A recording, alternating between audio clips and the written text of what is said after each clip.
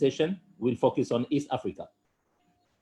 To discuss the topic, we have three high-level panelists who will give us their expert and insights. Our first speaker will be Honorable Excellency Josefa Sako, Commissioner for Rural Economy and Agriculture at African Union Commission since 2017, sorry. She's a leading African agronomist and specialist advisor to two ministers in Angola, her home country. Among her numerous achievements, Josefa Sako ran the Inter-African Coffee Organization, IACO, for 13 years in Cote d'Ivoire, and she's a real group leader model. Her Excellency will give the keynote opening for the session. We have also with us today Dr. Kaba Urgasa, Ethiopian State Minister for Agriculture and Natural Resources. Dr. Kaba has served as a State Minister to Ministry of Agriculture since 2013. And prior to his joining the Ministry of Agriculture, Dr. Kaba served as the State Minister for Higher Education for 6 years. Our third speaker, last but not least, my dear friend Kenneth Apollo Bagumbada. He is the Director General of Customs and Trade at East African Community and part of the executive team that has just led to the integration process of East Africa Community Secretariat in Arusha.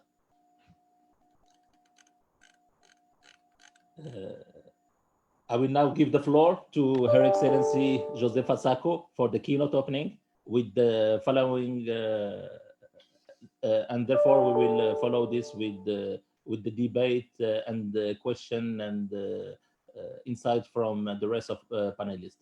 Excellency Josefa Sako, the floor is yours. Thank you. Good afternoon, all the participants. I would like to acknowledge the presence of Dr. Kaba, the State Minister of Agriculture of the Republic of Ethiopia.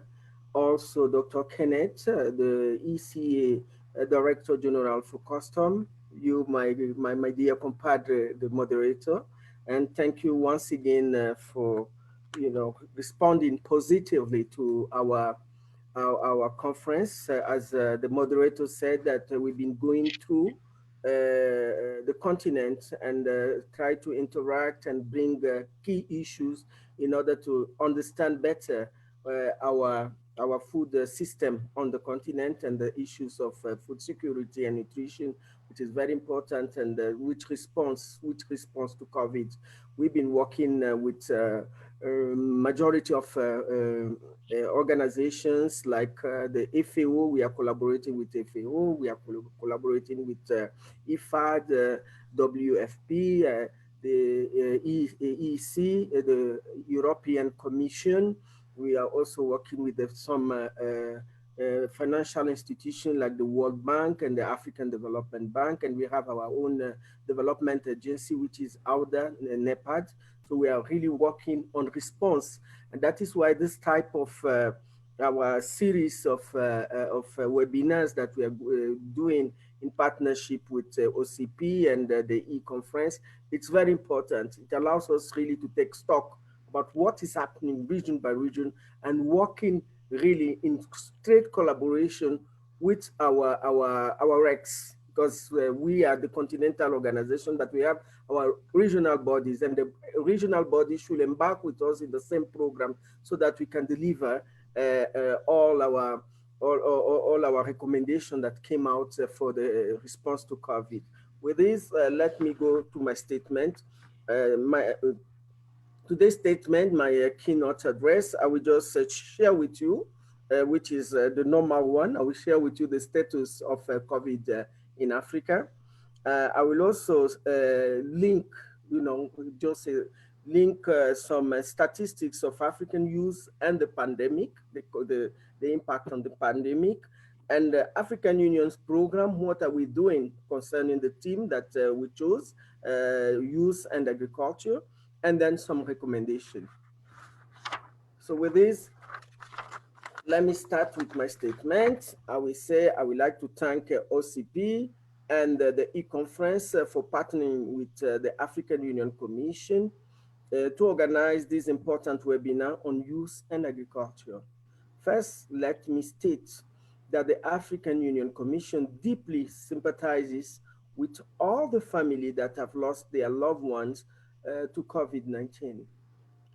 COVID-19 is arguably the worst event of our lifetime, and it has spread rapidly to all parts of the globe. Record provided by the African CDC indicates that as at 16th of June 2020, Africa recorded a total of 251,866 COVID cases and 6,769 deaths. That is a 2.7% in 54 African countries. This is about 3.2% of the all cases reported globally. COVID-19 came at a time when food security and our food system were already under strength, like conflicts, natural disasters, climate change, the transboundary pests such as the fall armyworm, the locust invasion preceded by the COVID-19, and we are already undermining food security in Africa. About 820 million people, many of them in Africa, were already chronical food insecure before the COVID. And 135 million people categorized as crisis level or worse. The World Food Program estimates that an additional 130 million people will fall into this category by the end of this year. So which means that the issue of food insecurity in Africa and the impact of COVID is very serious. So far, 191 countries have implemented school closure, according to UNESCO, resulting in over 91% of the enrolled students, or 1.5 billion people, not being able to go to school. As of late May 2020, 368 million school children in Africa were missing out on daily school meal on which they depend. As we all know that some kids, mostly of those most vulnerable countries, they depend on this full school feeding, for their own livelihood. So those kids, since we have the COVID, with the lockdown, they don't have access. So we really need to cover that gap so that the kids will have access to the food. So let me just link the African youth and the pandemic. What's the impact of the African youth, on the pandemic to the African youth? African has a youthful population, and almost 60% of African population in 2019, according to the report, 2019, is under the age of 25, making Africa the world's youngest continent. Niger Republic, or Republic of Niger, for instance, has the world highest birth rate, with every woman having an average of 7.2 children over the course of their life. As a result, the country's population is set to nearly triple by 2050. We are 1.3 billion, and by 2050, we will be at least 2.5 billion. By 2020, by 2050, one third of global youth will come from the sub-Saharan Africa. Those are the statistics of the youth, the importance of the youth to our economy. Youth unemployment is rampant. We all know about it, accounting for 60% of the country's jobless, of the continent's jobless. For employed youth, informal jobs are the default rather than the exception. especially for young women. 70% of youth, of African youth are considered as working poor, subsidizing on, they have a subsidy of about $2 per day or even less. Most of them are employed in an informal economy, including agriculture. They typically earn low wage, and employ under insecure casual or seasonal work arrangement, and often face unsafe and exploitative working conditions. African youth are not exempt from feeling the harsh effect of the pandemic. Before onset of the COVID-19, youths were already 3 times more likely to be unemployed compared to adults despite being better educated. The increase in unemployment as a result of COVID-19 is expected to exceed the rise in rate of unemployment in the aftermath of the 2009 global financial crisis. As a result of lockdown and movement restriction, most informal business, which employ large number of youth, have been forced to close. We know mostly the tourism area, the tourism and all this work, that informal work that they use perform, even on the supermarket, helping people to carry their luggage, all these informal, they were closed. So this is also exacerbated the issue of the youth access to their employment. Policy response and measure put in place by government to halt the spread of the virus are likely to exacerbate existing challenges that rural youth face in engaging in agriculture and agribusiness, such as limited access to finance, we know it, input, market, and information. For example, restriction on trade and movement make it difficult for young, small-scale farmers older to obtain essential inputs and market access to operate their businesses and sell their final products. What are the programs the African Union is undergoing? Cognizant that African youth constitutes its major resources, the African Union has put in place several development policy and programs targeted at youth.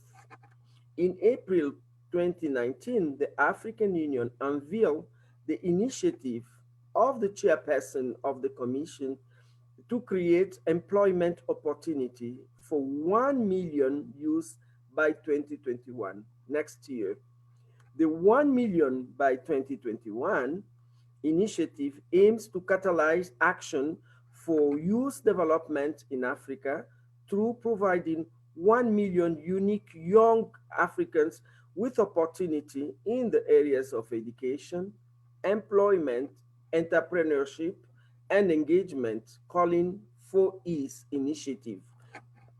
Various solution pathway have been identified for each of the 4 E's, the initiative of the chairperson, and concrete programs are being developed to actualize this solution for greater use of employment, including agribusiness. Our department is really concentrating more in agribusiness in order for us to create the small and medium enterprises of the continent.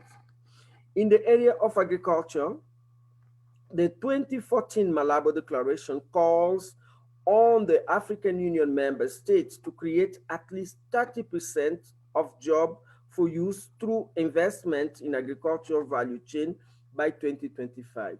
And here if we assess our member states, very few member states are ready to reach this goal in 5 years' time, according to our second biannual review report that we presented this year in February summit, during the February summit to our head of states.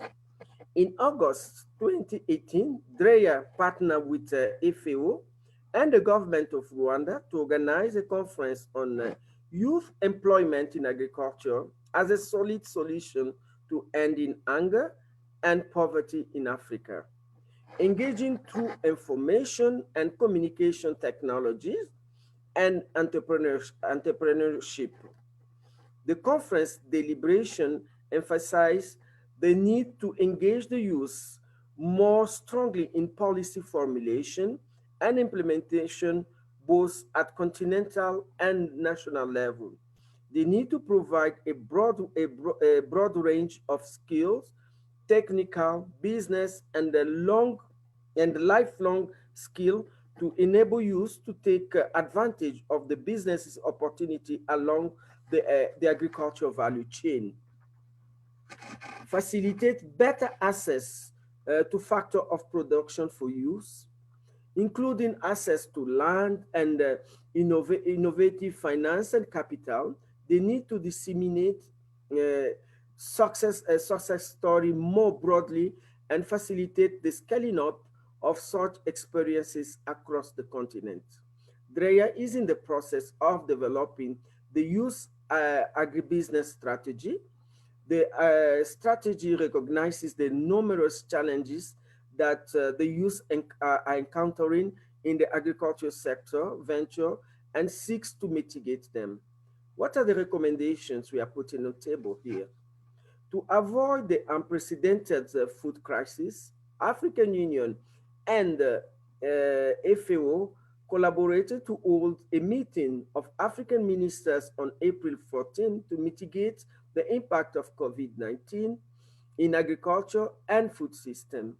The task force comprising the task force was recommended, and this task force is comprising of all major stakeholders in African agriculture. I name the African Union Commission, the FAO, the World Bank, the AU AUDA, the European Commission, IFAD, and the WFP. Has since then created the implementation of this task force. The objective is to implement the political declaration and recommendation of this meeting. Youth and gender could be mainstream in the four working streams that have been created. We have four key work streams, and we have to look at it at the perspective of the youth and the gender, the women. We need to fully embrace the African agriculture transformation agenda articulated in the Malabo Declaration, not only to recover, but to build its agriculture and food system uh, until use until youth who represent an estimated 60% of the population on the continent venture into the agriculture and agribusiness, there is little chance of Maputo meeting to reach its goal. That we need to really involve the youth in this journey. Agriculture, contrary to the common belief, is a knowledgeable, intensive enterprise requiring new techniques, new seeds, and new strategy, especially in the context of climate change and emerging diseases and pests. The challenge posed by such enterprise call for a new generation of farmers. I think we are going to have the opportunity to talk more during this webinar. The problem today is that few young people in Africa see a future for themselves in agriculture. Mo- Most of them think of farming as is not appropriate, is not lucrative, is a very hardship labor. So they are trying to not be interested on that. So it is important during the meeting, the forum that we organize with FAO in Kigali. It is important that to make agriculture be attractive, or the youth we even say to be make it sexy. So there has been over the last year tremendous progress in digitalization agriculture in Africa. The trend should continue. we are working with FAO with their own agricultural digitalization so that we can mainstream it to all over the continent so that youth can have access to all these advantages of going, you know, to digitalization and the digitalization revolution that we want, and so that they can have access to the innovation, science, and technology for a better future. With this, at this juncture, I will stop here, and I thank you for your kind attention.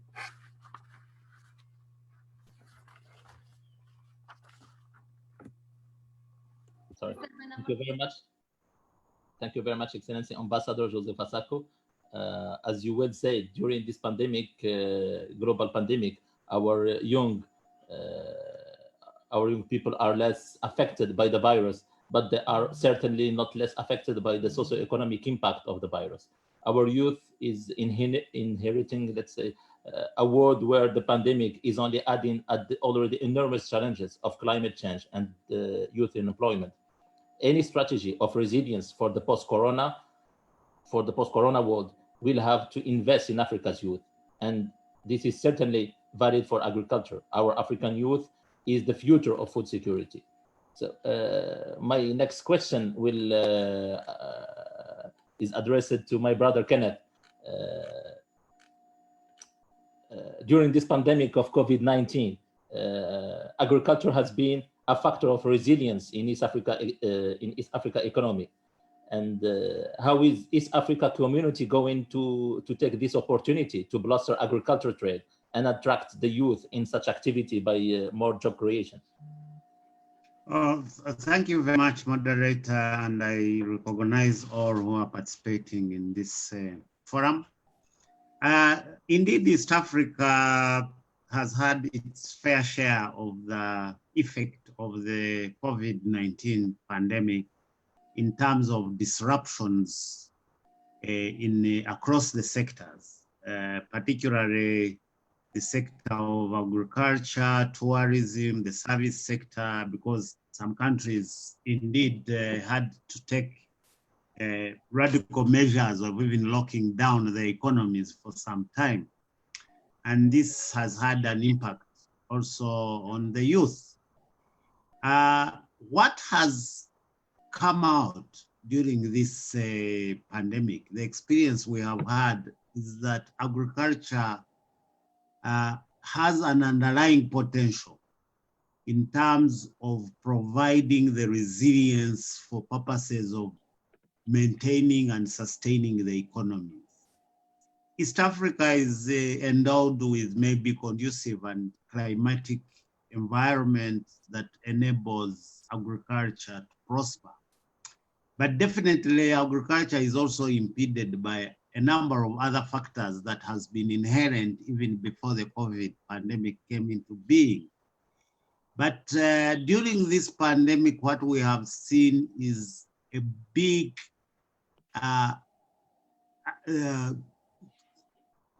opening up, particularly of agriculture foodstuff. Of course, the distribution systems are still weak. The delivery mechanisms are still weak. But to an extent is that the East Africans have been able to have some consistent supplies of food in the region. And this calls in for what then, how can this potential that we are looking at be harnessed in the future for purposes of providing employment, for purposes of engaging the youth. Definitely agriculture trade is one of the sectors that we skillfully focus on in the region. We still have encumbrances and hindrances in terms of cross-border movement of goods. During this pandemic, we have had disruptions at the crossing of borders because of the need and measures that have been put in place to ensure safety of people. And definitely this has disrupted the movement of goods, and particularly intra-EAC agricultural trade. We had started seeing quite an increase in trade in agricultural products across the partner states. things like sugar, things like maize, things like poultry products. Last year, I think Uganda also surpassed in terms of sales of goods within the region because of agriculture. They had a very bumper harvest and they were able to sell across the region. So EAC has in place specific instruments, strategies, and policies on agriculture and food security, and industrialization strategy. And one of the key priority aspects of our industrialization is agro-processing. We want to see how we can improve on that. And now the youth, who are the most affected in this because of the impact, not because of the disease itself, as has been said, but the impact, given that the youth, the level of unemployment has increased. So how do we get the youth participate in agricultural trade? How do we get the youth participate, establish small and medium enterprises that deal in agro-processing and also agricultural marketing? So those are the targeted priority interventions that we are now crafting. We are working on a recovery program that specifically looks at the economic sectors, and agriculture is one of the key sector, and agro-processing. You know, agriculture provides contributes about 24 to 44% of the GDP in the region. And it is a livelihood for over 80% of our population, of which 70 to 75% are engaged in agriculture. And given that the youth form the biggest portion of our population, we need to see how now to redirect the youth into agricultural production, into agricultural trade, and into agriculture-related value addition. The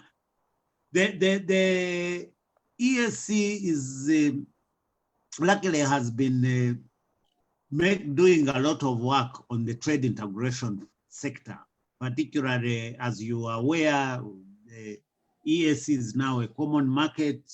It's been implementing the customs union. It is now moving towards a monetary union. So we are looking at how now the key sectors within those stages of integration become the driving force of our integration, and employment and job creation is the center of that. And agriculture has proven to have that potential, which we can use. Thank you. Thank you very much, my dear Kenneth. And indeed, as you said, global import of food in Africa have reached last year to $33 billion from outside Africa. And we can find a source of benefiting our continent from these heavy bills of hard currency. My next question will be addressed to Dr. Kaba. We would like to hear from you and share with us the best practices you have implemented in Ethiopia and lesson learned that target job creation for the youth, and particularly during this COVID pandemic and the post-COVID. Thank you very much, the moderator. Let me also thank the Commissioner AU, Ambassador Joseph Asako, who is a Commissioner for Rural Development and Agriculture, and thank you for having me. As the previous speakers have said, actually in Africa we are more of having the young population. Then out of this, the youth part is maybe accounting nearly 40% in our case. That means there are more people who need job. And on the other side, you can see agriculture is more or less of agrarian still in African countries. It's not highly modernized. So that is not very much inviting actually the youth to continue to live in with agriculture. So as a government, I think in Africa, we need to think and rethink actually how we can really attract this youth to agriculture so that they can still support their families, and as well as also they can make agriculture as a business. For Africa, for the time being, the best employer is agriculture, of course. So when we see this, in our case, what we did was we have developed a strategy actually in 2017, which is saying rural job opportunity creation strategy. And with this strategy, we have also developed structures or institutions who can look after this. Nationally, we have the Commission for the Job. And then for rural area and for urban area also, we have an institution who are managing. As an agriculture, we are actually responsible for youth employment opportunity creation for the rural areas. Mainly the source is agriculture, of course. There are small manufacturing activities as well. So in GTP2, what we did was actually we planned to create around 4.7 million youths within 5 years, employment. And the achievement so far indicates that we have created around 4.2 million, that is around 89% of our plan. This seems to be, when we compare it in terms of our plan, it seems to be a very good achievement. But when we compare it in terms of the number of youths that are looking for the job, still we are far behind. But what we are saying is, let us consider this as that we have a very good start, but we are not yet there. So we need to learn from what we have done so far, because this is the end of the GTP2. We are now analyzing actually what we have done during this period and what are our strengths and weaknesses, which we may publish it during next month in July or maybe August, so that it will be an input for GTP3, which will be starting next year in Ethiopian calendar, starting from July, next July. So what I'm trying to tell is, in this, what government has done is actually the first thing was just a sort of capacity building. What we have done when we build the capacity of these institutions, they are also building the capacity of the youth so that they can really learn what is agriculture all about. And we have technical colleges. We have also agricultural colleges who are mainly dealing with these trainings. And we are also dealing with entrepreneurship trainings in all our universities and the colleges, in which agriculture is one best way of getting employment. Secondly, we have strengthened our financial institutions so that they can really borrow money to you, so that they can establish their own enterprises, and after earning some amount of money, they can repay. And then this is a revolving fund we have created actually over the last year, about 10 billion Ethiopian birr, a revolving fund for the youth employment. And then the other issue which we have dealt with, which maybe as a good experience, of course, which we have to still deal with it further, is attitudinal change. Maybe most of the youths are actually very much interested in white collar type of jobs, and nobody want to touch maybe soil. When it comes to water, it's mud, which we can say. But we have to tell to our youth that the money comes after this. They have to touch it, they have to feel it, they have to work on it, and then they have to invest their minds and energy so that money comes after that. So we have tried to work on to change their attitude. Then we tried also to encourage and reward innovations. I mean, if youth are actually coming up with some innovations, our former Prime Minister and even our current Prime Minister have recognized several times those youths who are actually involved in innovations at the national level, the Science and Technology Ministry, and now the Innovation organizing these innovations to be rewarded. Then the market linkage is one of the area where we try to work, because once the youth goes into agriculture, if they produce more, which is maybe surplus of their own, if they have to bring it to the market, if there is no good market, they are not encouraged to produce anymore. So we link them with cooperatives. We try to link them with industrial parks. Now, actually, we are going to have some industrial parks, and we are preparing our youth to produce actually quality product for these industrial parks. Of course, the wholesalers, and in some cases, we are also trying to create shade for themselves. They can produce and they can also sell sometimes.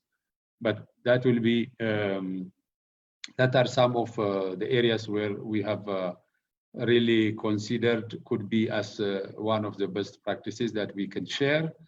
And maybe in the future, again, if you have another question, I will come up again.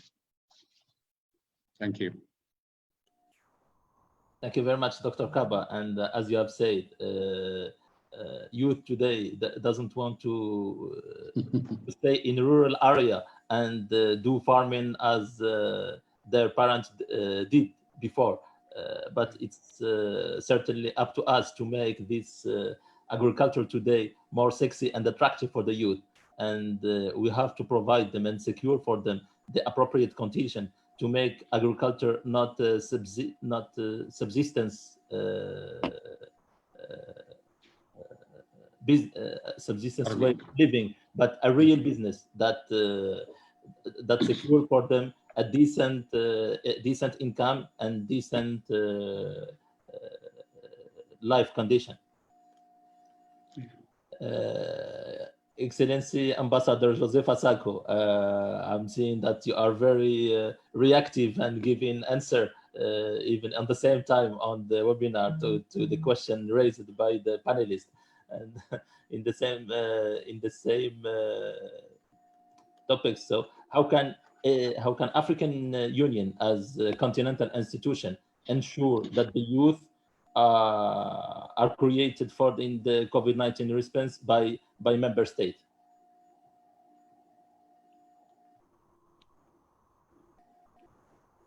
Excellency Commissioner, do you hear me? I think you are in mute. Yeah. Thank you very much. As I said in my statement, the youth, 60% of our population are young people. Is the youth. They constitute up to 60%. So the COVID-19 should be an opportunity for us to look at the challenges and, really bring right solutions for the youth. We know that, this, as Dr. Kenneth said it rightly, it did not affect, COVID-19 did not affect directly on the health. It affected elder people, but, it had a very, very strong socioeconomic impact on their own activities, which is job. They are already jobless. 60% of African youth are, unemployed.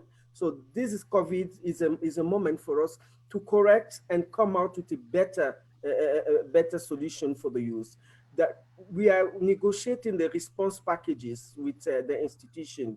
I think we should look, the government, we should look at these response packages and try to support the small business, especially those youth that are on informal sector.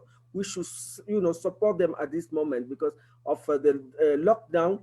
It made them very impossible. Many of them, I don't know if you have access to my tweet. I used to tweet some young women all over the continent on agribusiness, for instance. They lost a lot and they are asking, for some, oxygen for them to recover, from the COVID-19. So it's very important that the government, the policymakers, each state, under the response packages, they should not just look at the health, impact. They should look at, at the holistic approach, and mostly for this thematic that we are debating here, they should look for small business or agribusiness or entrepreneur and come, and assist them in this particular period. I thank you.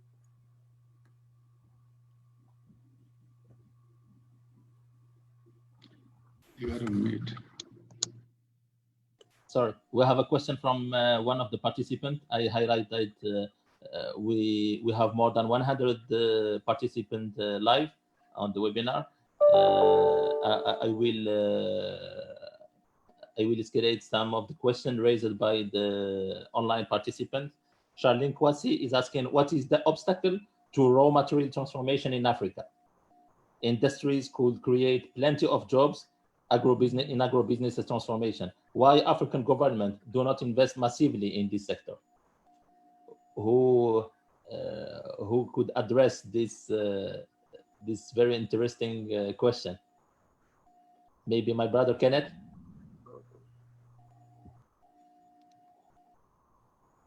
Can you come again? I was not getting you clearly. It got disrupted. The question from Charlene Kwasi.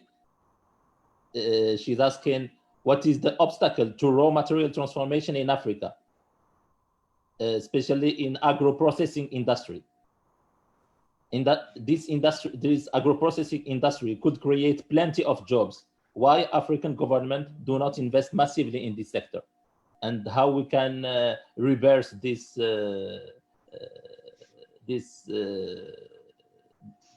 and push them for more investment in agro-processing that will drive all the agricultural sector with it.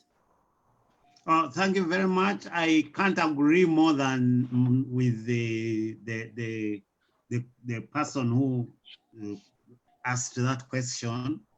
We've had problems regarding transformation of our raw materials into finished products, particularly the low level of productive capacities, because of a number of factors in Africa.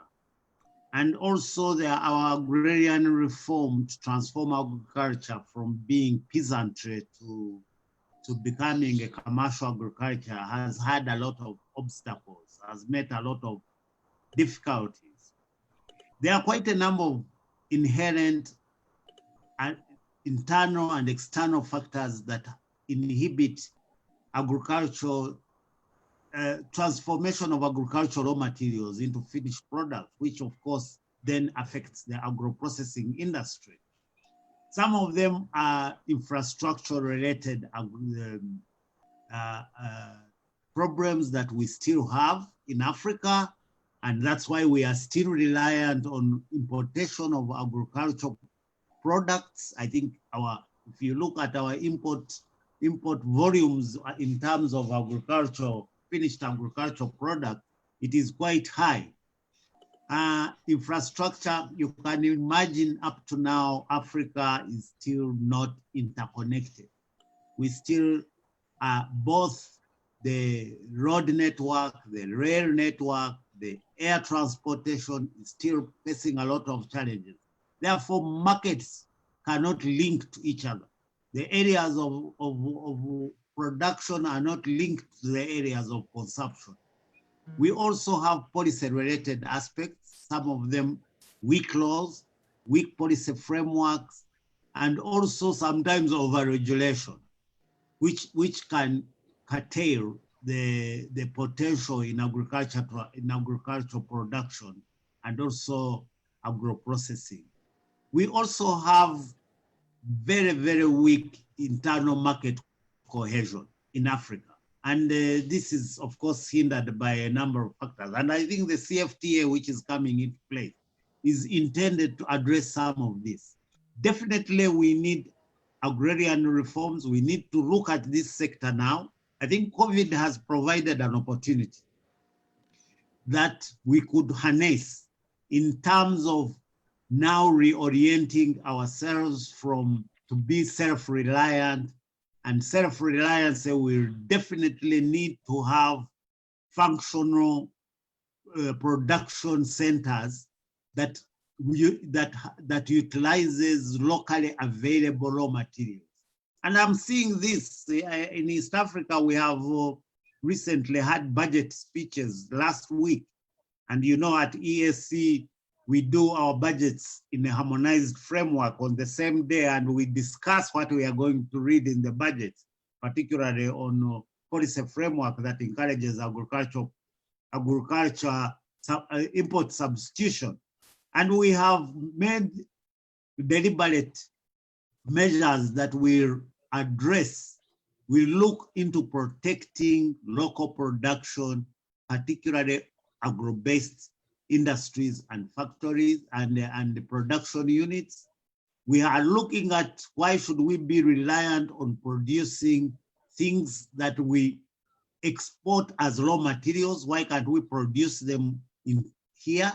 So there is a policy shift and a priority shift in terms of this. Now, what needs to be done? I agree that we need to massively look at these sectors and identify and deliberately make interventions that will enable their growth.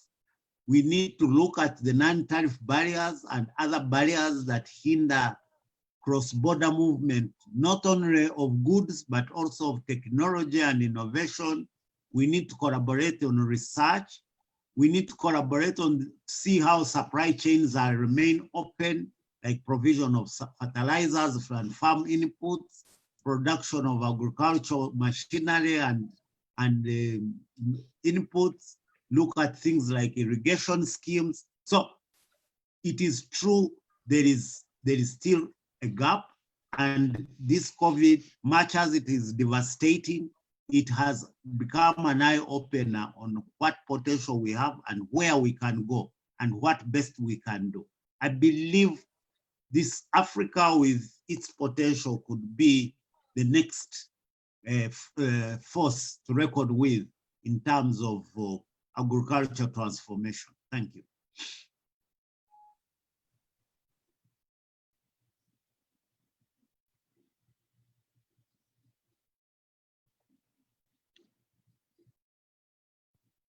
I think you are on mute. Sorry. You are muted. Yes. When speaking about how making more value out of the agricultural commodity we are producing in Africa and made in East Africa, maybe Dr. Kaba will be able to share the very well benchmark of Ethiopian Stock Commodity Exchange and how linking the smallholder farmer to the final user have been able to capture more value to at the smallholder farmer side and allow him to develop its agriculture and be more beneficial for the local economy. Thank you very much. I think before maybe directly going to this one, I want to add a few things on the previous question actually. Sure. I think my brother Kenneth have well addressed the issue, but some of the issue that we have to be well aware is actually we don't have a very good environment almost in Africa to attract and retain the foreign direct investment yet. Also, there is a very good start all over. And this is one of the issue because we have our capital problem, we have innovation and technology problem, and if we all are not really having our internal politics highly secured for the safety of the investors, this is also one thing which I think as an Africans we need to think so that we can really supply to the outside world the finished product rather than sending a raw material, which will really create much jobs. Then going back to my own question, the stock commodity exchange, as earlier it is said, now I think it is almost more than nearly 10 years now since it has started. When it started, it was mainly involving the big traders sort of, but finally it has gone down. Even the individual farmers can still even bring their products to the stock market. Even, you know, some in case of coffee now, the farmers have been allowed in such a way that they can even sell a very quality product directly to the foreign countries.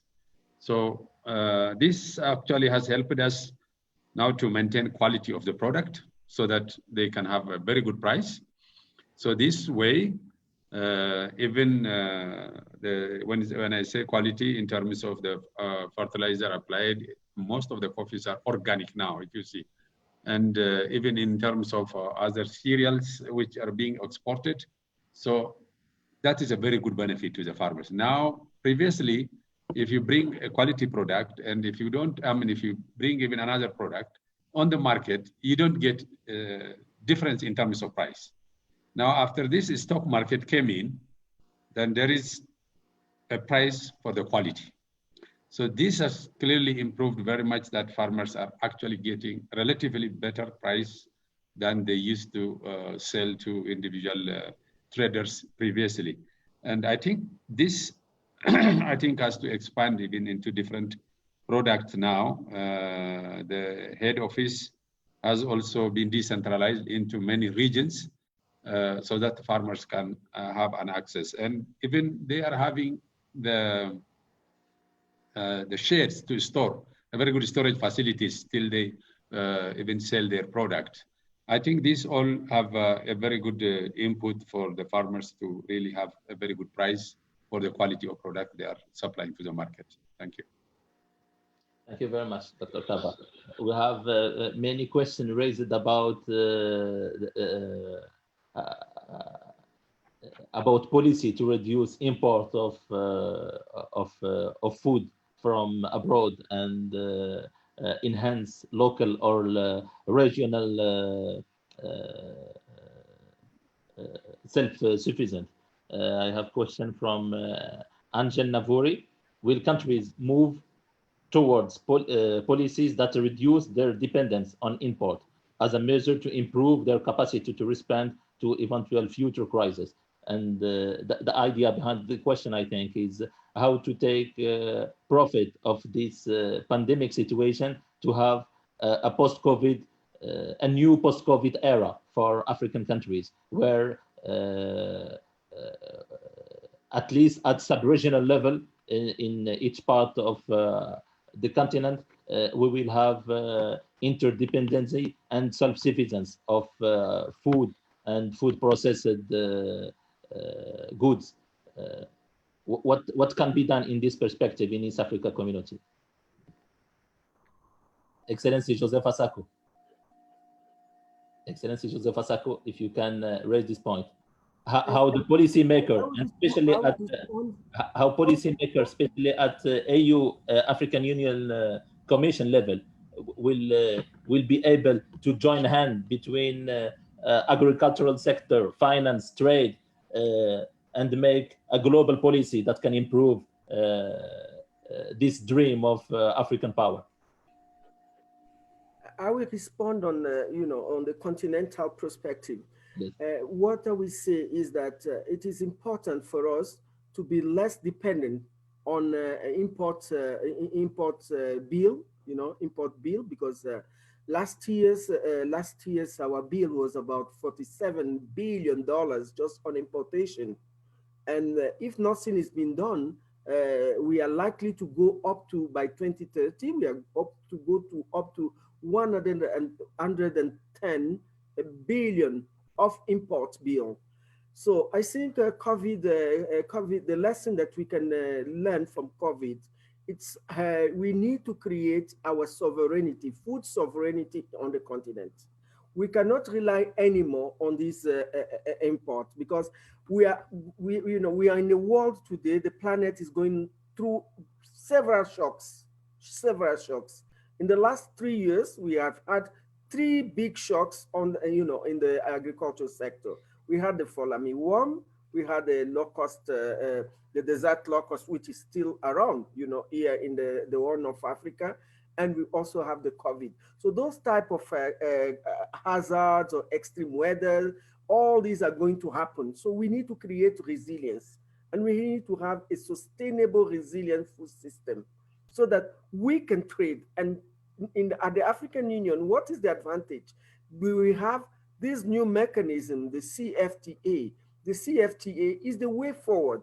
Is the way forward of a transforming. You know, there was some question that was raised that how can we transform our own product and sell the final product, because of course when you go to the value chain you have more revenue from the the transform product than just be dependent of raw material. I will talk about commodity like Dr. Kaba was saying. Ethiopia is the first African coffee producers in terms of African coffee producer, but usually the tendency is to go and export, to export raw material. With the raw material, you don't fetch anything. We've been having a lot of negotiation with our consumers, because usually we are producers, but we don't consume, apart from Ethiopia, who consumes 50% of its production. But most of African countries, we produce cocoa, we produce coffee, we have woods, we have cotton, but we just export. So we should remove that dependence so that we can create our own industrialization on the continent. This is a decision, since 2003, Maputo Declaration says that we should cater, make sure that we have food sovereignty, which is the food system, food security, as well as industrialization. And it is through industrialization that we can provide job for our youth. And we are lucky that majority of our population are young, 60%, they are below 20. This is a very active, force, working force, that we have to take the dividend and create all the enabling environment to attract them on this sector. I thank you.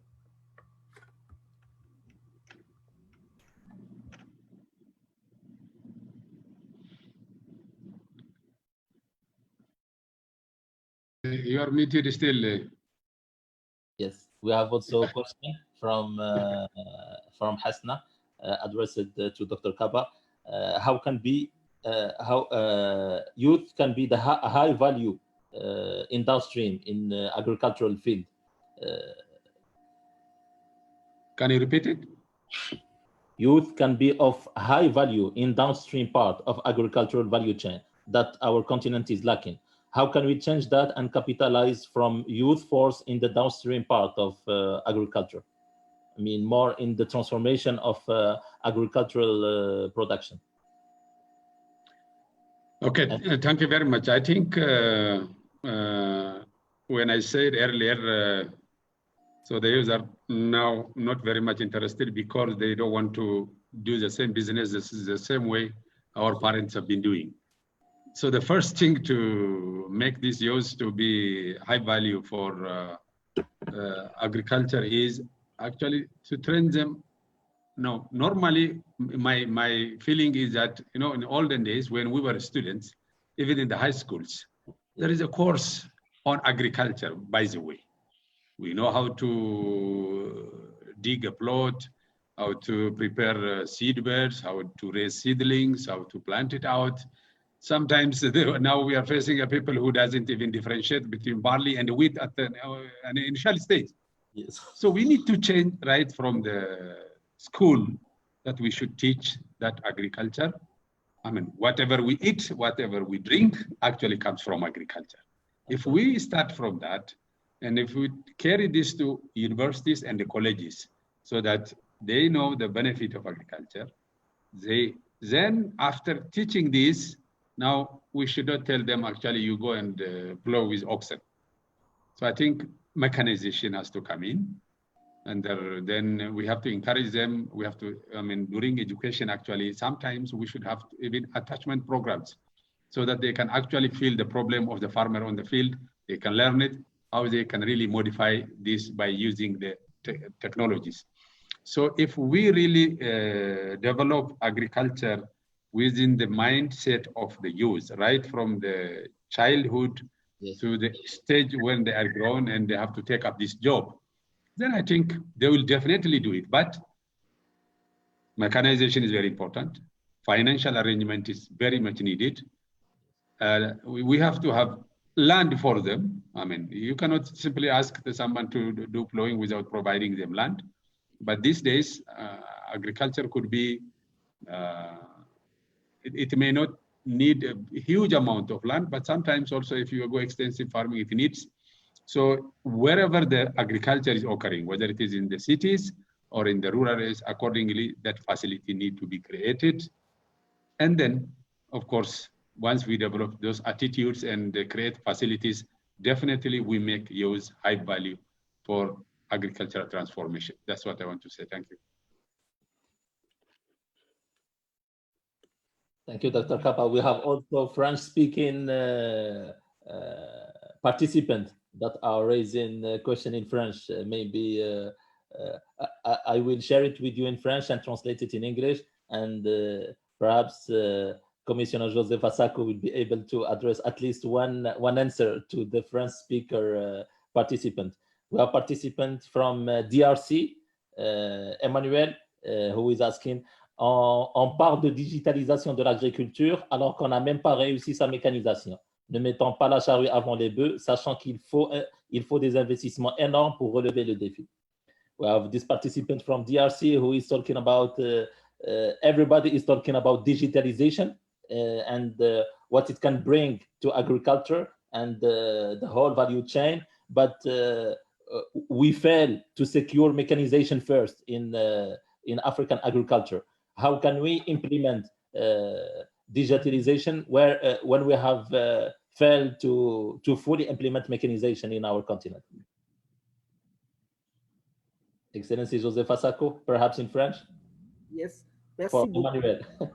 Merci beaucoup, c'est vraiment une bonne question, Monsieur Emmanuel. Oui, on parle de la digitalisation et on n'a pas encore réussi à arriver à la mécanisation. Ça, c'est vrai, c'est pour cela que nous disons que nous ne voulons plus une agriculture subsistance. Nous voulons la modernisation dans l'agriculture. Et quand on parle d'une modernisation, tous ces mécanismes viennent de ça. Donc, je dirais, on regarde la mécanisation et on regarde aussi la digitalisation. On profite de l'ère de l'innovation maintenant, de technologie, pour introduire un système, un modèle agricole plus moderne. Et la modernisation, ça va dans ça. Nous, au niveau de l'Union africaine, nous avons, bien sûr, nous avons la stratégie africaine pour la mécanisation. Et l'année dernière, nous avons commencé avec le segment femmes, les gens. Nous avons lancé la mécanisation parce que nous savons que d'abord, allons vers la mécanisation. Et nous avons lancé la mécanisation en Afrique de l'Ouest, au Burkina, à Bobo-Dioulasso. Nous avons enterré la houe manuelle. Bon, enterré, on dit, bon, c'est juste une vision, un slogan. On a enterré la houe manuelle pour aller vers la mécanisation. Nous avons la mécanisation, nous avons l'irrigation. Donc, tous ces systèmes, cet écosystème de la modernisation, c'est cette agriculture-là que nous voulons et c'est cette agriculture-là que nous voulons vendre comme un modèle à la jeunesse pour attraire le jeune dans l'agriculture. Je vous remercie. Thank you very much, Excellency Commissioner. We have a question. Sorry. Was it being translated in English? No? I don't think so, but I'm sure Emmanuel was following the answer in French. the answer in French. In the same topic, perhaps to my brother Kenneth.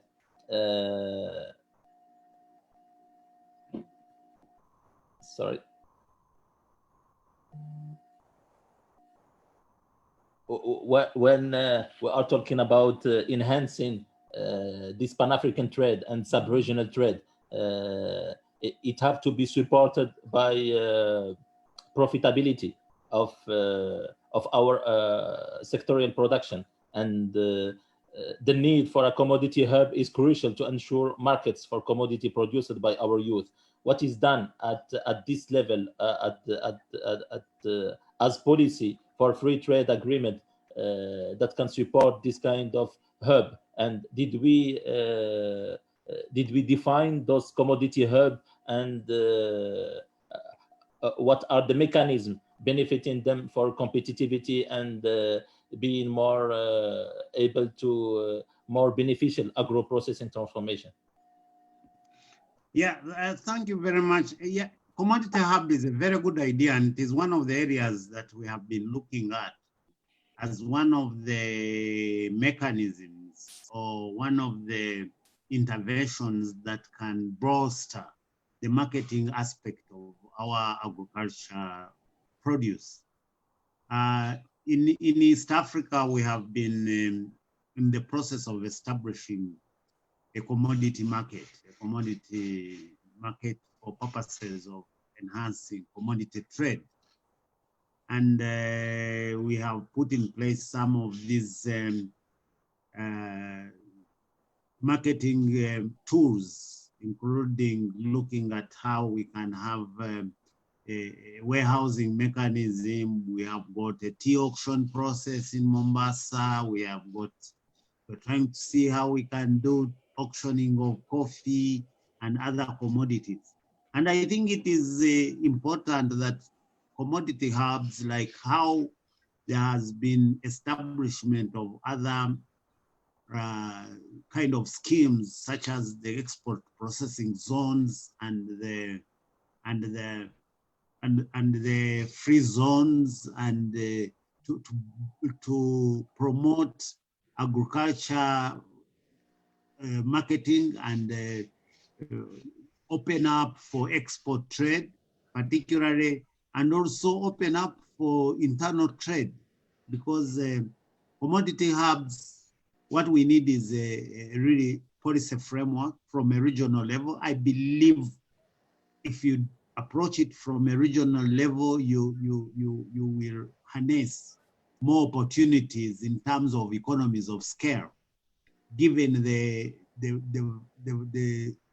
potential, the existing comparative advantage that exists within our economies, where they could pull together in order to ensure that there is some stock centers that will be able, where the buyers and sellers can meet, either virtually or physically.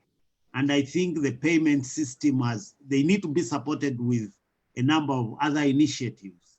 A cross-border payment system, which is really electronic, which East Africa has put in place. We need an infrastructure system that enables movement of the commodities to the respective warehousing frameworks that we put in place. And we need a legal and a policy framework that supports the commodity hubs. It is a very good idea, and I believe this could be even escalated at the continental level. If we can now concentrate on fast developing regional commodity hubs, then at the end of the period, once they have reached a mature stage, we can interlink them across the region, so that the specialties or the comparative advantage like ECOWAS has could have commodity hubs that focus on those commodities that they produce best. East Africa, Southern Africa, and North Africa.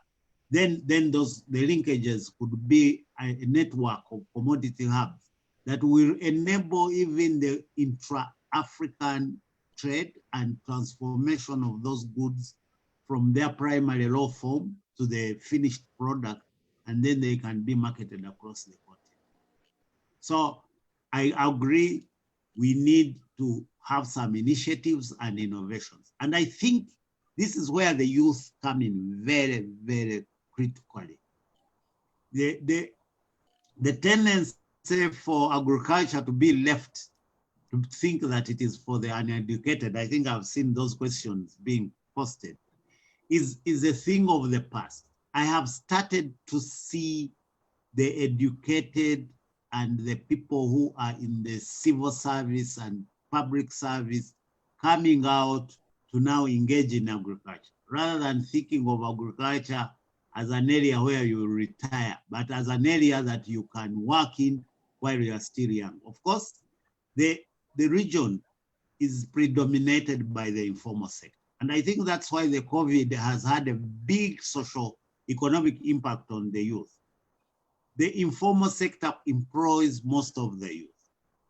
So in this sense, you find that much as we say they are employed in the informal sector, some of them are not fully employed. And these have been affected. For example, in the region, we have about 4 million youth engaged in what we call border business, this transporting of people on motorcycles. Now, with the lockdown, countries have said no carrying of passengers on the motorcycles. So what are they doing? Yes. The few who are adaptive have changed to transporting goods, but also goods is not so highly developed to absorb all of them. So most of them are redundant. And some of them had even run away from the rural areas. Some sold part of their assets in terms of land in order to come and do this business. Now we need to redirect them and go back to the rural areas. And we need to make, as the minister has said, we need to make agriculture attractive. We need to create those hubs. We need to create processing centers. We need to create small and medium enterprises that add value to our agricultural produce. And that is how we will reorient our youth. This narrative that agriculture is for the poor, is for the peasants, is for the uneducated, there need to be a change of mindset. And we in the policy making sectors, we have to be proactive in this sense, so that we put in place incentives that attract the youth back to agriculture and value addition. Thank you. This is exactly the question raised by a participant from Rwanda, Andrew Kibogo. I will share with you his question. Most of African youth have this perception or mindset that agriculture is for those uneducated people living in a rural area. This is really making the sector not attractive at all for the youth. Even those who graduated in a related field, we just find them looking for jobs or other businesses in urban area. How African Union and African Union member state will overcome this attitude among the young African? It's a real question of developing a new narrative. Our future of Africa is agriculture. Our future is not nanotechnology in Africa today. Our future is agriculture, but we have to adapt agriculture to the modern condition, in a way that, as Excellency Commissioner have said, in a way to make this agriculture sexy again for the youth. Maybe Commissioner Josefa, you want to add a comment for our brother from Rwanda? Yeah, before I add a comment, I would like to also back what my brother Kenneth was talking about the hub. In terms of the commission, I just want to share this information. Last year, when we had our own annual meeting, which is the CADEP meeting, CADEP PP meeting, we had approved an initiative, which is the Common African Agro Parks initiative. This initiative was approved by our ministers, and we also, submitted it during our STC, the Special Technical Committee, and they adopted this initiative, and also our head of state. So this initiative of agro parks is already there. It's been approved. Now we need to know how to put it in the operationalization stage, or operationalization, so that we take, the advantage of the CFTA. Let me just try to share a little bit what is this common, how we are looking at these regional comparative advantages and the agroecologic advantages of each region. So in our own initiative that we presented to our head of state, our ministers of agriculture during our CADEP-PP, What we want, this experience, like I said, this lesson from COVID, even before COVID, because last year there was no COVID, but we were already facing a lot of challenges, like the desert locust here in the East Africa, and challenges of food insecure on the continent. So we say, let us have, strengthen, the food system on the continent, the African food system. So then we came out with this initiative. This initiative, we are looking at the comparative advantages of each region. Like when you look at the north, let's start from the north. Look at the north region, the northern region. They produce cereal, they produce wheat. So we want them to have the hub of wheat, because COVID tells us we used to import, wheat, flour in Russia. Russia has banned the import of, because of COVID, because they too want to develop their own stock, their own reserve. So now, where are we going to buy the wheat? Because bread is part of our, it's our basket, food basket, in Africa. When we look at rice, so that's why we say, okay, let's start with some commodity and test, how this thing. Of course, we need analytic, studies, how this thing is going to operationalize. So we join hands with our banks, the African Development Bank, and we are working on that so that we can come out with, this hub in each region. Like Brother Kenneth said it rightly, each region should have its own hub. So we looked at West Africa. We say their staple food, most of the staple food in West Africa, it's rice. So let us make it our own herb or our reserve for rice in West Africa. Central Africa, we say cassava. We are just selecting, but this one is ministers we continue, discussing among themselves. West Africa should Central Africa should come with the rice. And then Southern Africa, we say, okay, Southern Africa is a region that is very strong on livestock, poultry, all this. So we say, let this area of Southern Africa, be the hub of, supplying livestock, meat, protein, all this. And then we looked at East Africa, we say maize.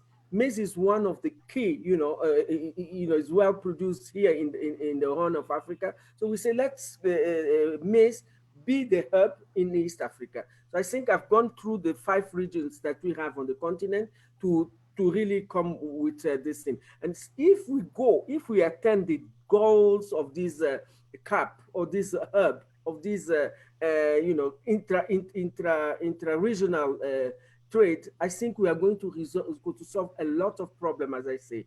Job creation, ending hunger, ending poverty, and we attend the objectives and the goal of Agenda 2030 of the Global Agenda of Development, Sustainable Development, as well as Agenda 2063. So this is the way forward. We don't need to come out with thousands of initiatives. Let us come with one initiative. With this, before I end, we are next month on the 27th of July, we are calling for a meeting between the ministers of agriculture, the ministers of trade, and the ministers of finance. We are going to have a tripartite under the leadership, of course, of the African Union, so that we will discuss all these things Dr. Kenneth brought. We have to discuss it. We have to have a roadmap, and we have to start working. I think COVID gave us a really opportunity to accelerate even the operationalization of the CFTA. I thank you. Thank you very much, Excellency. Thank you very much. And I think COVID, we should leverage on this pandemic situation to implement on the field the operationalization of CFTA and make it a real happening in the field with this project of sub-regional hubs. And your initiative of bringing in the table the 3 pillars that can drive this initiative, namely Ministries of Agriculture, Finance and Trade, will for sure make it happen in the field under the leadership and the sponsorship of African Union Commission. I have another very specific and crucial topics in our rural area that we didn't address yet. which is women and gender agenda in the rural area. Are the specific challenges about the young women's integration in agriculture, and how can this be integrated to African Union gender agenda? Thank you. At the African Union, we have a department of a directorate of gender, and in this department we look at the mainstream, I mean the holistic approach of women inequality, women inequality, all these. But when we look at the component of women empowerment, under women empowerment, each department is looking how can we empower women. So we are talking about the rural women. Our main objective today, a main objective on the department, it is mechanization. It is modernization of agriculture. We want women to be organized as a small and medium enterprise. We want them to have this type of model, or maybe if they go to cooperative. So we are really working a lot with our partners, with the UNECA and African Development Bank, so that we can, start, really going region by region to modernize agriculture, to give women should have access to land, because we have the land center that we are working, we are partnering with UNECA, so we want access to land is very important. Access to mechanization, we have our mechanization, we are partnering with FAO. So this program is already on. As I told you last year, during I think 15th of October, it was the day, 15th of October is been known by the UN as a Rural Women Day. And during the Rural Women Day last year, we started with West Africa. We started with West Africa to support rural women in modernizing the agriculture. So we came on, we had a big status in Bobo Dioulasso in Burkina Faso, and we gave them motor tillers, for them to start mechanizing agriculture. But we don't just want tractors or tillers, we want it to be throughout the value chain. Because there's a lot of things like in West Africa with cassava, these acheke, like, I know Cote d'Ivoire very well. The women, they have their own small, machinery that they can, process cassava for acheke. Acheke is like couscous. So all this type of, this type of equipment, that's what we want to really, make sure that women have access to it. So we are working in my department. We have a focal point that is really looking at the issues of gender. We want gender, the data, the gender disaggregated data, all this, we are working with it with our member states. Because when we are presenting, for instance, our biannual review report, there are very few information about women. Whereas we know that on those indicators, we have to have women perspective, approach on collection of data. When we are talking about inequality, the men have access to this, but we need to be precise, and we need to be very, very, very evidence-based, based. So we are working really. It is one of our priority to address the issue of youth and women, in agriculture sector. Absolutely. Thank you very much, Ambassador Joseph Asako. Perhaps Dr. Kaba will share with us what have been done in this regard in Ethiopia, knowing that this country is have now President Sehla Work as the only woman in power at African at state level, and she is really eager to support the gender agenda, and particularly in the rural area, not only in the cities. And she's ambassador and sponsor of African Women Leadership Network. So what have been done in Ethiopia to support women in rural area, Dr. Kaba? Thank you very much. I think you have made my life easy, I think, by presenting this. I think one thing we have to be sure as a nation, not only in Ethiopia and throughout Africa, we have all mothers, we have all sisters, maybe with our wives. They're all women. And in our case, most probably in most of Africa, that the women are actually the highly burdened section of the community.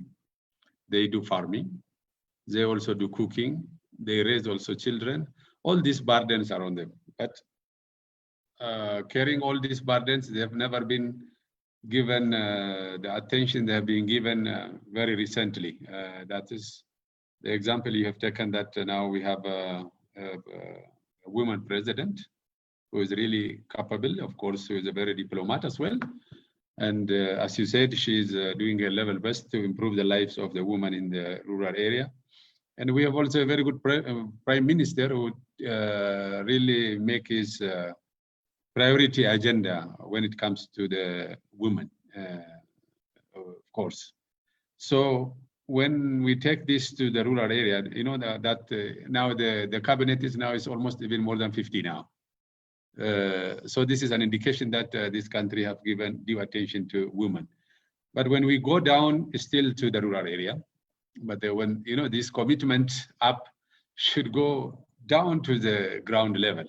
And now it's not like before, although still we need much attention towards a woman, but relatively, now there are organized women even among the farmers, especially those who are very much interested, even if they are having husbands. So they are economically independent.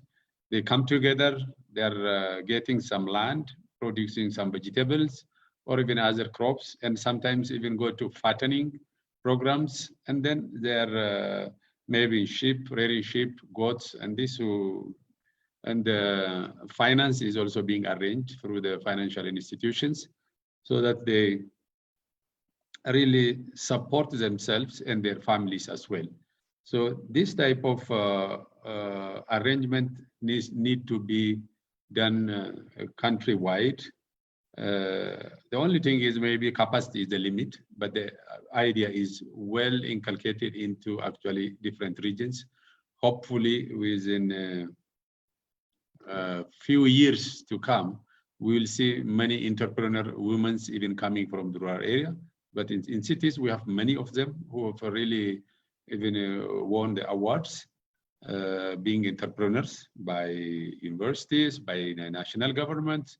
And this is an encouraging role of the government in organizing and supporting women.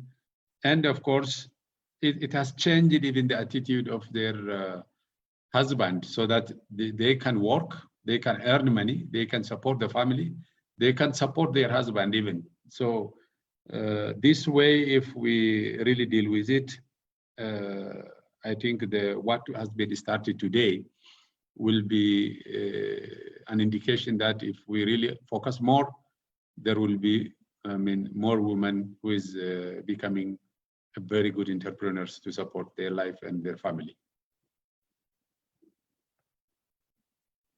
Thank you. Dr. Kaba,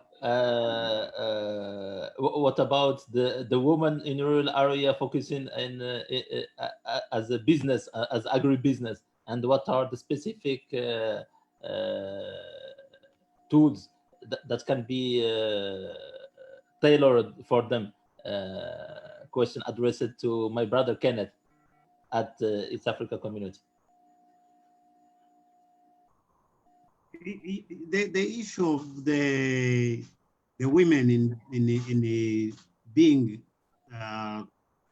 the point of transformation in the rural area.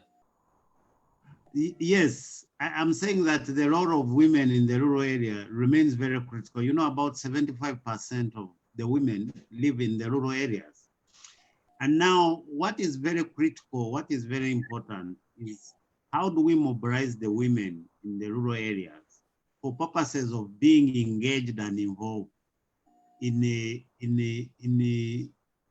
activities and initiatives that will enhance, first of all, their livelihoods, and secondly, in promoting the economies of our countries.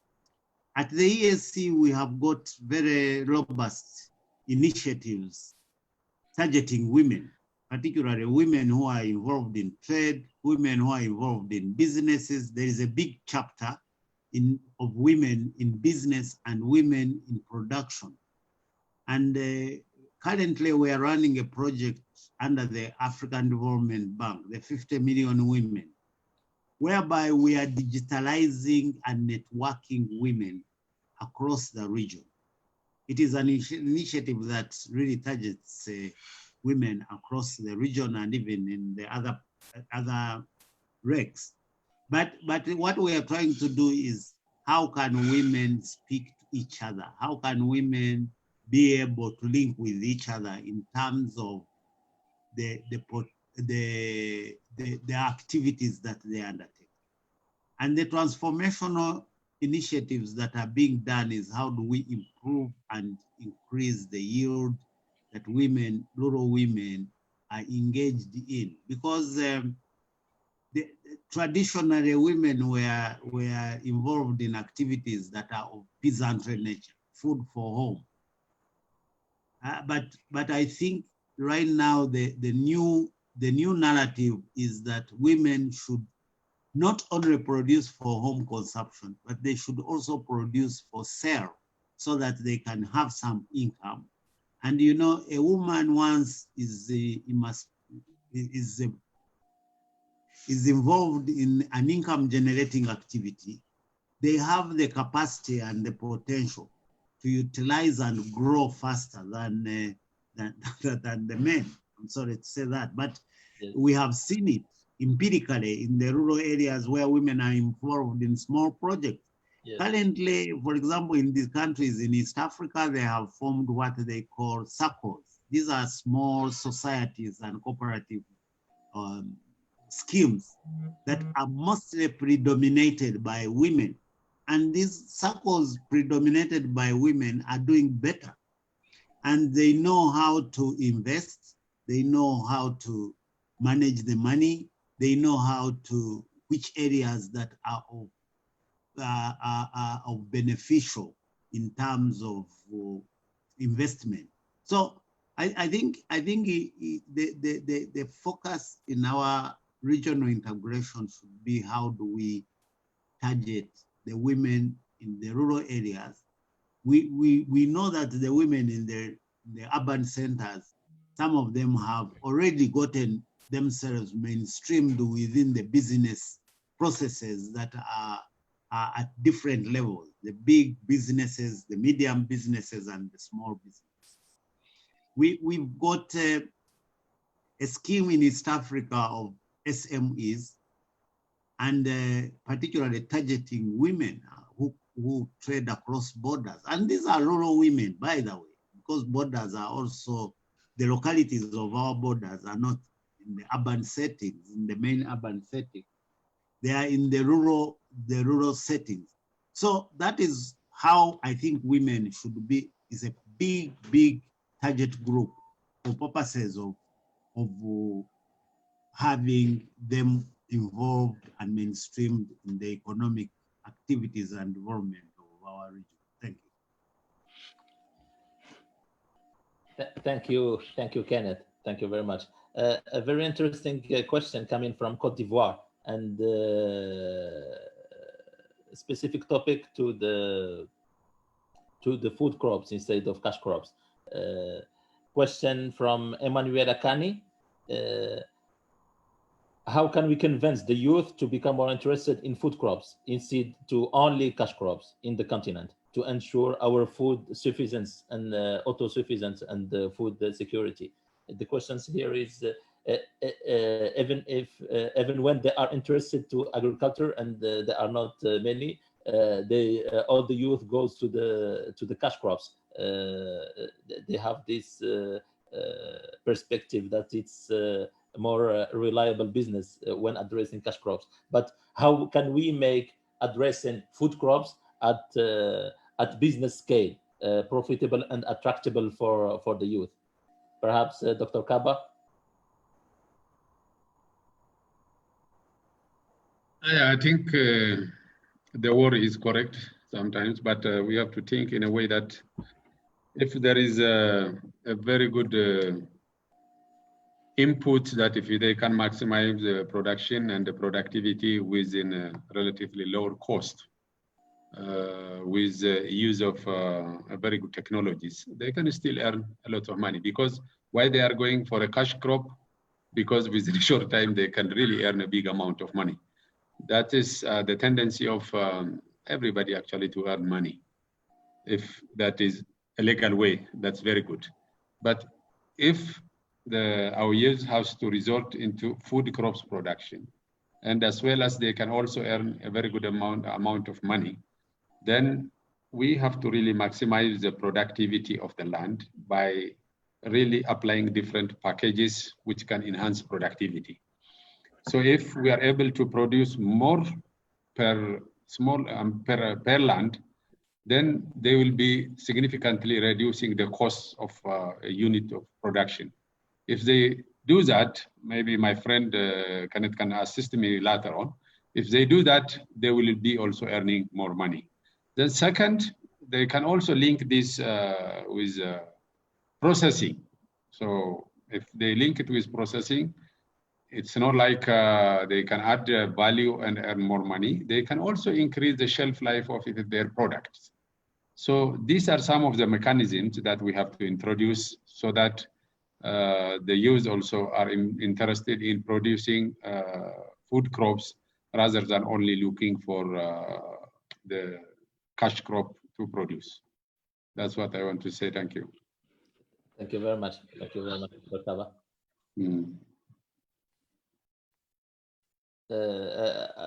Another other question about the specific, the targeted agro businesses hub to Excellency Joseph Asako and to my brother Kenneth about the specific hubs of cocoa, coffee, cashew nuts.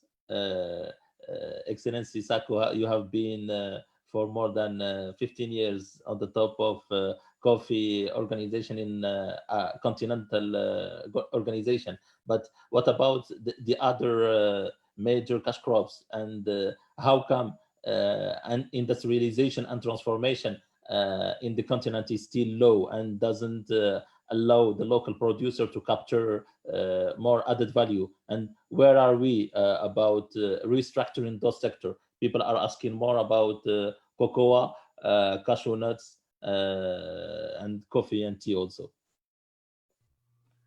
Thank you. Okay, from my experience, working with a commodity, a cash crop, we knew that right from since we got our independence, the marketing system was different. We use those were the commodity for exports for us to have foreign exchange, and it was not for domestic consumption.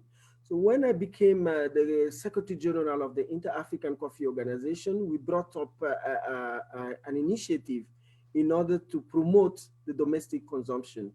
Because when the market price is so low, at times it's better to explore, the local market.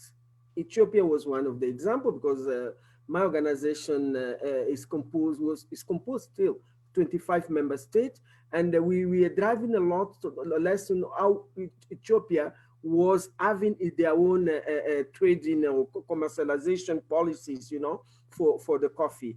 So we were looking at waging at the population on the continent, in terms of population. We had such a huge population, and we also had a comparative advantage if we could, target the Maghreb countries who are really already, coffee consumers. So those were the program that we put in place, so that we can stimulate, motivate, stimulate the domestic consumption of those products. Because the politics about this trading of this commodity in some markets like the EU, America, it's really very difficult. Quality, standards, all these things. And if you bring, if you bring the industry here, you industrialize it, you have a finished product, you have problem. You encounter a lot of challenges to penetrate those markets. Mostly our traditional market, who is the EU.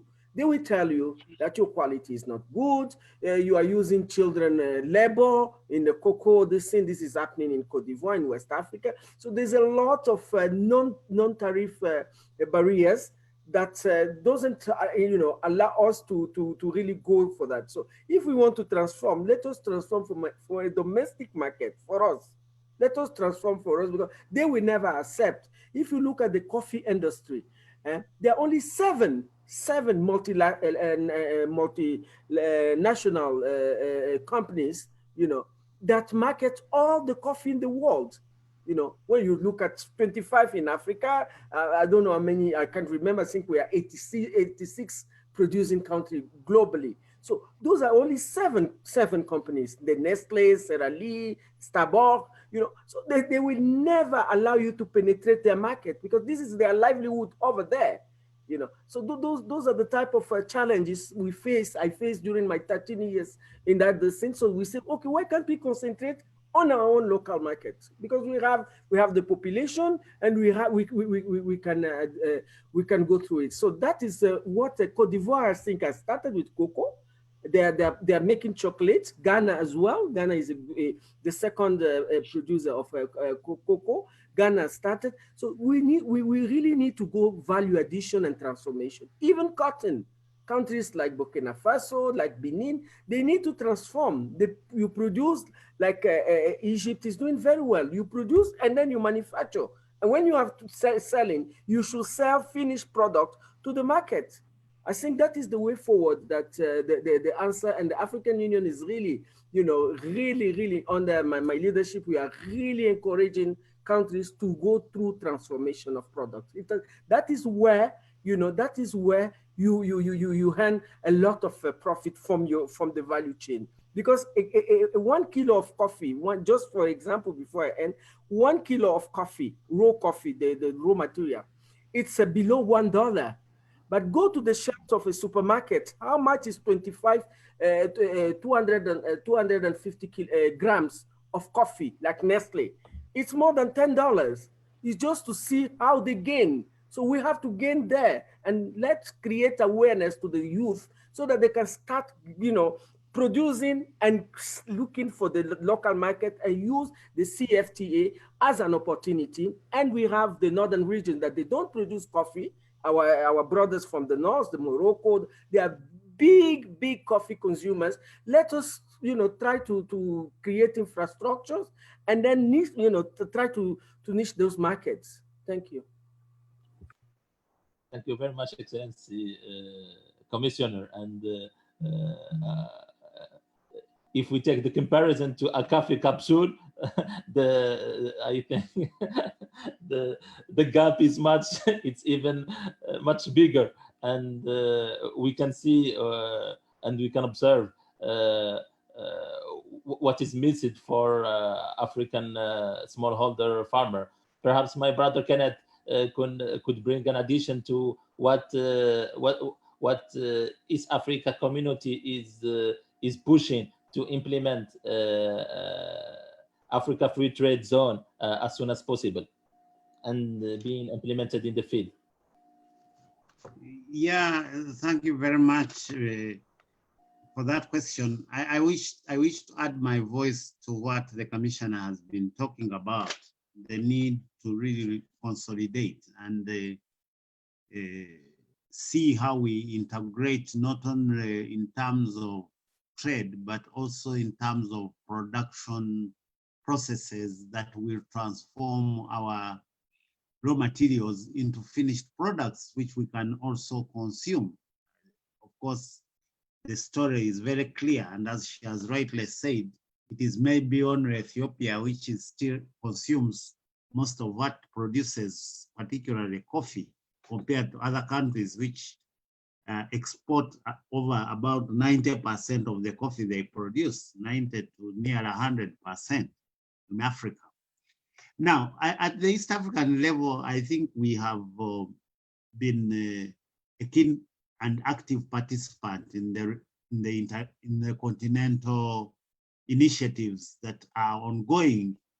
We see it as a big potential, a big leap in terms of what East Africa can do, not only about itself internally, because East Africa is only about 170 million people, but we are looking at the bigger picture, the bigger market. And I think the CFTA provides that opportunity for its to position itself in the continental market, in the continental zone, so that we can also now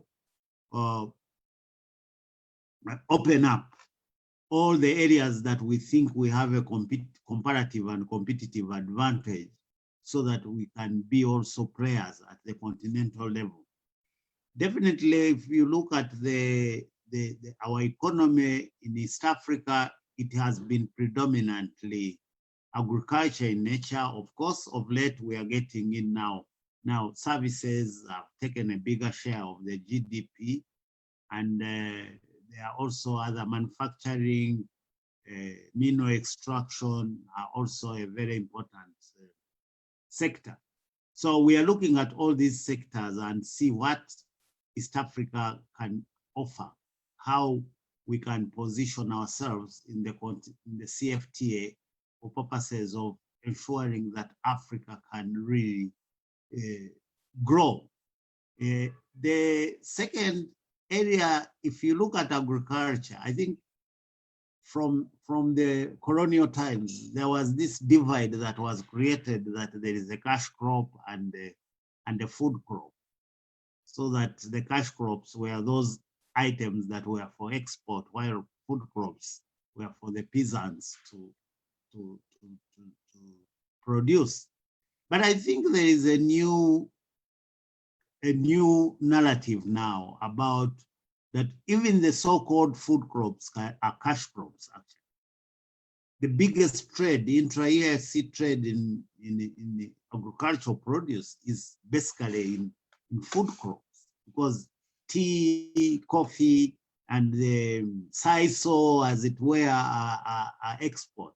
But now there is a growing trend of trade in things like rice, in maize, in beans, in all these other so-called food crops, which is really bringing in a lot of income to the private and public sectors in terms as a revenue earning activity. So I think this is the time. COVID has come. Unfortunately, it has disrupted our start dates for the CFTA. It has been pushed to the beginning of next year. Hopefully, we will achieve that target. The trading was supposed to commence. The readiness to make tariff offers is ongoing. East Africa has participated as a bloc, negotiated as a bloc, and will make its offers, both for the tariffs and also for the service sectors. We'll make one offer as East African community, because we have a customs union and a common market. And we are eager and readying our citizenry and even our key players, particularly the business people, to take advantage of the continental free trade area once it commences. Thank you.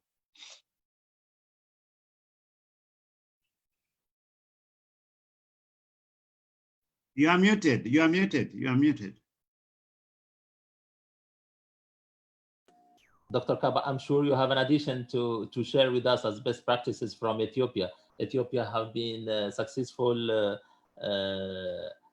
implementing this specific herb for coffee, but there is still a way forward on doing it for dairy industry and food oil processing. What have been done in this perspective? Thank you. I think it is already said that we are among the countries who consume almost 50% of what we produce in terms of coffee. That is also considered as one of the market for the producers. But if we are interested to get more dollars, so we have to resort into not only exporting the raw materials, but we have to also go into processing. Now, there is one agricultural processing industry which has been established in the West, in Jimma. And we have also in the South, in Hawassa. These are mainly, they may resort into the processing of coffee and exporting it a finished product.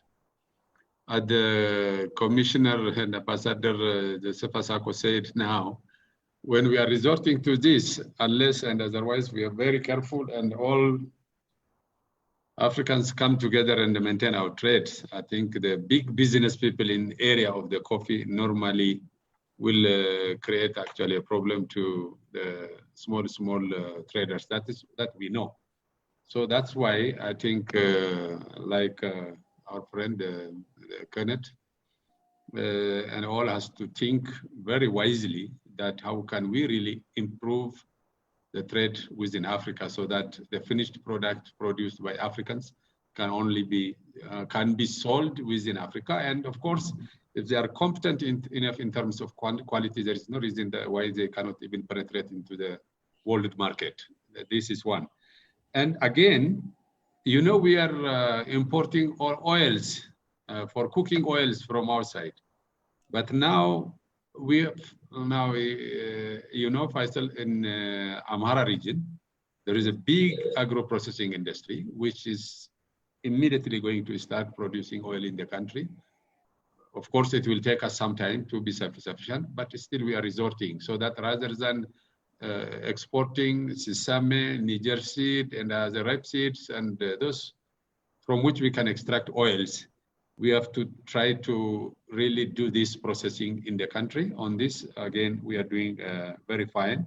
I think within 1 or 2 years, I think although we may not be able to cover 100% of our consumption, but we will be covering sizable amount of our own product to supply to our community. I think there are some big industries also coming in, and the investors also coming in. But rather we are promoting domestic investors also to involve in this. So that is the experience which we have, all the agro-processing industries. When they are complete alls, we are 17 of them actually we want to construct. And now even we have, I mean, about 5 or 6 of them are about to complete. When all of them actually in the full capacity, then what we said it will come really true. Thank you. Thank you very much, Dr. Kaba. Thank you to all of you, dear participants, for the very important dialogue on how our youth can harness the new opportunities offered by agriculture. It's clear that the youth should be included all along the value chain, and the narrative should change to make this sector more attractive for our youth. Today, we have to tackle existing challenges and convince our youth that their future is in agriculture. And this future is bright and resilient. I will then leave the floor to each one of our participants for a final word to wrap the discussion, and to meet again next Thursday, most probably to address specific topics to SADC region. Ambassador Joseph Asako, the floor is yours for the final word before the wrap up. Thank you very much, my colleagues, the panelists, and I think it was a very informative meeting. We had the chance to really go and look at what is happening in East Africa, and we're lucky to have ECA director that really gave us the picture, you know, the picture of what is happening. We are all engaged, you know, engaged in seeing the transformation of this agriculture.